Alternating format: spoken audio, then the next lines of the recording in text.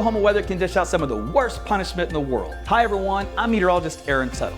But now you can fight back by installing Class 4 impact-resistant shingles from Ferguson Roof Systems. These shingles can withstand large hail, heavy rain, and hurricane-force winds, all while keeping your home safe and dry.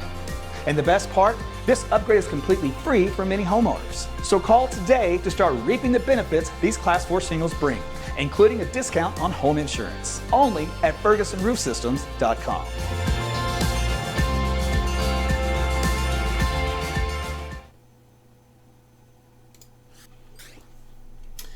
Hey everyone, Meteorologist Tuttle here with you for an update on your lunchtime weather, and taking a look at the communication speed on this. This may not be happening.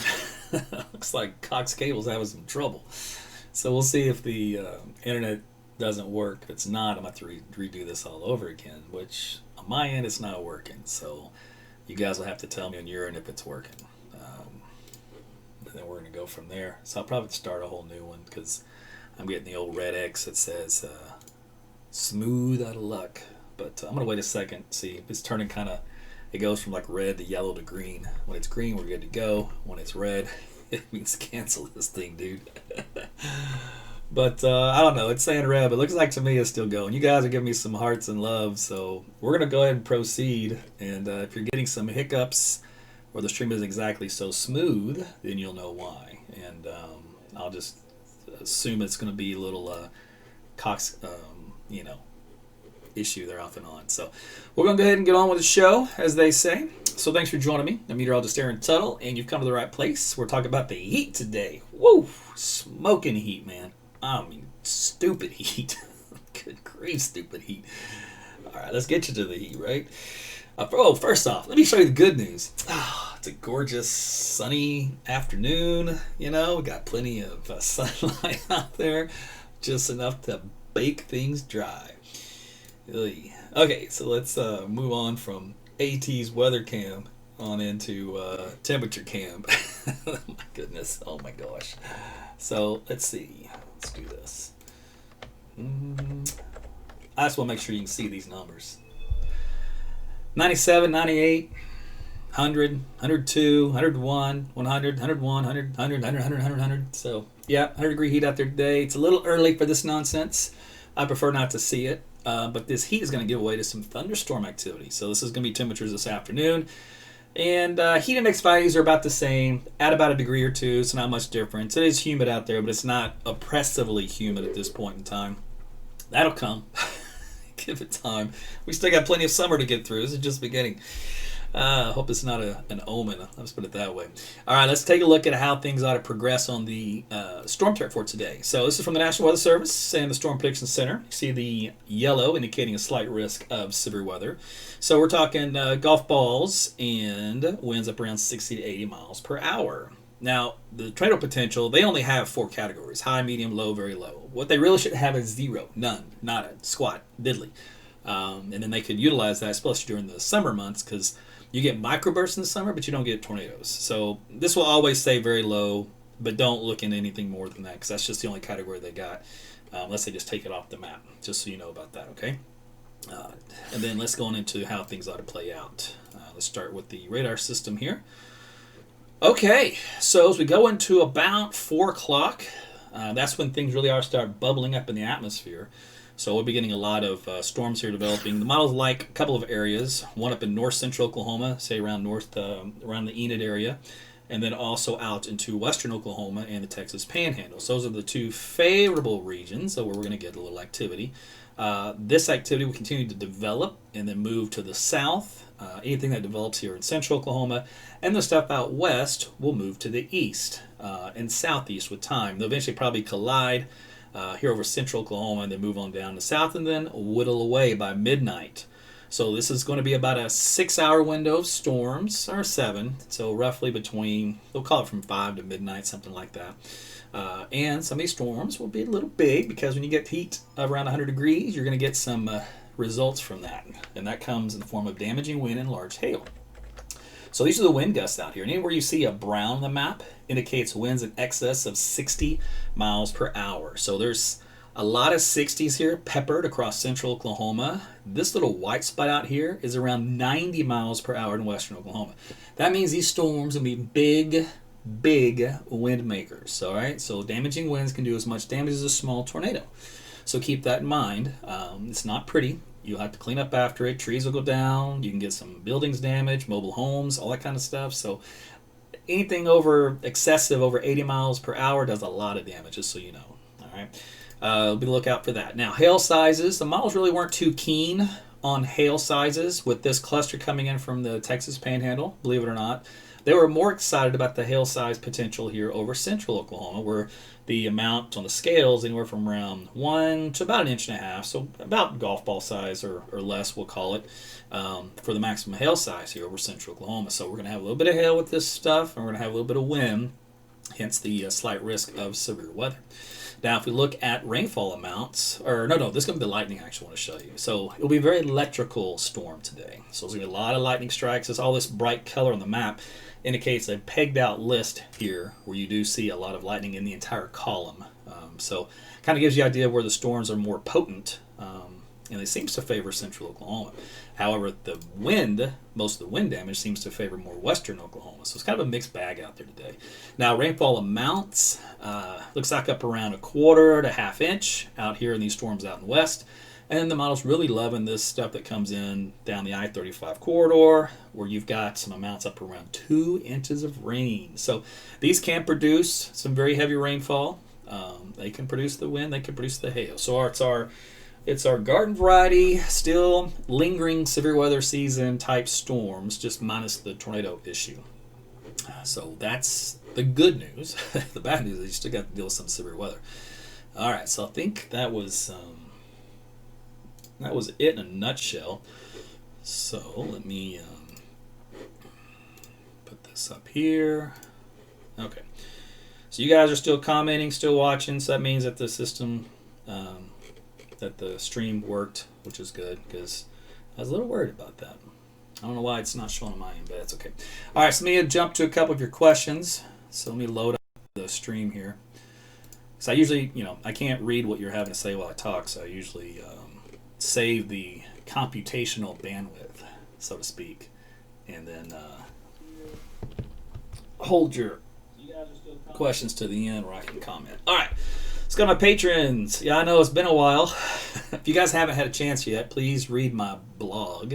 So my blog has a lot more details about the extended forecast, including the tropical storm, potential hurricane that will be heading toward Louisiana at the end of this weekend, and then where it goes from there. So if you haven't read the blog, make sure you take a look into that. Otherwise, you guys, looks like you're saying it's all working, so good deal. On YouTube, what's going on, Doug? Let's see. I know Doug wants some of that rain. I do too. I need it. I think we all need it. In that blog also, I talked about the drought conditions and how that's continuing to build and expand. So we really need the rain. And typically we do get these cluster of storms in June, usually. All right, and as long as the upper pattern is set up nice and favorable for that to happen. Now, this particular case, as I also mentioned on my blog, was we've got a ridge of high pressure in the upper levels that's out to our west. All right, so that's good for us. It provides us a chance to get in the gravy train track of storms. That's what this is going to be for today. However, that's the only good news, because then this ridge starts to shift to the east, and then we end up with a situation where we've got more heat and less rain in the extended. So only good news for that is what happened with the tropical storm. When it makes its way through Louisiana and then back up in Arkansas and hopefully, fingers crossed, at least the eastern half of Oklahoma. And that would be on Monday and Tuesday time frame. It all depends on how the steering currents evolve. This ridge of high pressure shifts off to the east. That should help to guide it back toward our direction. How much so is always to be, questioned, but at least there's a chance. So look at it that way. Gotta think positive. Glass half full. Okay, so let's see on your main page here. Just checking in here real quick. No fear with, we have no fear with AT near. I love that, Ron. Give you a little like on there. That's a good comment. I like that one. I know Jennifer needs some rain in Tuttle. Tell me about it. Let's see. I came in late and it's my birthday. Dave. You're going to be good. No problem for storms in Tulsa. You guys have had a couple of complexes of storms to your north in Missouri that sometimes try to backbuild on the western side, but with the pattern the way it is, it's just hard to get those to backbuild all the way. It'd be a very freak event, and the models aren't gung-ho about it, so right now it looks good. Let's see. If you guys get the late notifications from Facebook, I don't know what to tell you. It's frustrating. That's just the way they are. I got no control over what they do. It's just irritating. So the reason why I tell you that is because if you're frustrated enough with that, you got two other options. You can get notified through my YouTube page. So you tap the bell, and that'll notify you. And so far, YouTube's on the money. I have yet to see where YouTube has been late to the party. And then also you can do Twitter and Periscope combined. So I broadcast through Twitter, but it goes to Periscope. They're tied in together. All these companies own one another. So it's really ridiculous. But anyway, so those are some other options to get notified in case Facebook's not playing nice for you. Nita's in the same boat. So Nita, you have to do what I've said. You have to join. Follow me on YouTube, and you can also do Twitter.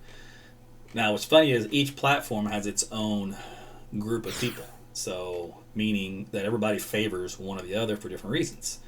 So, some of you may be like anti-Twitter. I'm never going on Twitter. Blah, blah, blah. That's totally fine. I don't blame you. If you don't want to go on Twitter, don't go on Twitter. But go to YouTube and just get the notification there. And that way you can watch on your big screen also. Because there's a YouTube app on almost every smart TV out there known to man at this point. And you can watch it at 1080p HD resolution. So you can see my face really big. You can count the hairs.